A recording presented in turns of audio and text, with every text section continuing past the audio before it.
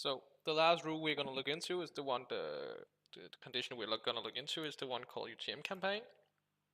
And as all the conditions, this can either show or hide a sleek node based on what you put in here. You can see that we have campaign source, campaign medium, campaign name. You can also add campaign content and term.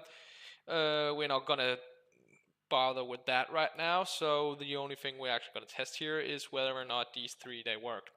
So you can choose here between matches and contains. Obviously you have to test both, meaning that if it's set to matches, then it needs to be an exact match.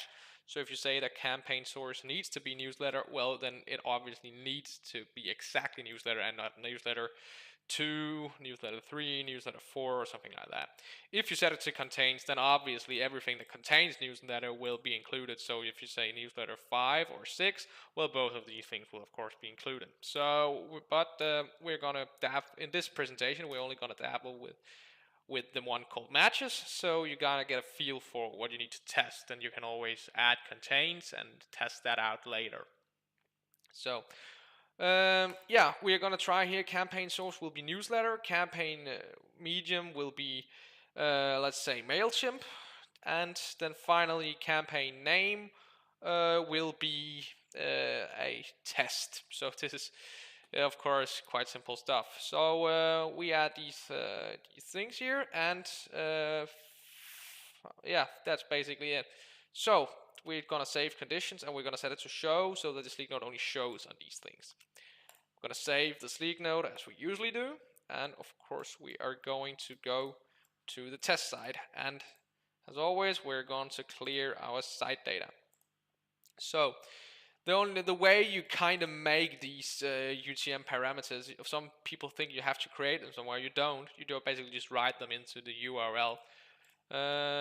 So yeah, here you say UTM source, and we said that should be newsletter.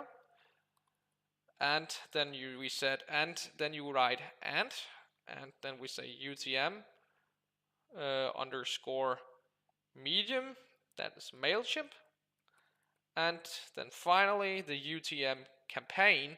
I know it says name in the editor, but that's because what it's called. Here you have to write UTM underscore campaign for it to test it. So you say UTM campaign, and we said that was test. So in theory, if everything is typed in correctly, this should show the sleek node now. So let's try and see. And it did. So we actually got lucky here. So after it matches all three of them, the sleek node actually appears. So if we clear the site data and we try to, for example, erase UTM campaign, then now in theory it shouldn't work. And it doesn't, because it doesn't matches all of these UTM variables that you put into the editor. So this is how you test UTM variables. Of course, there are a multitude of things you have to test here.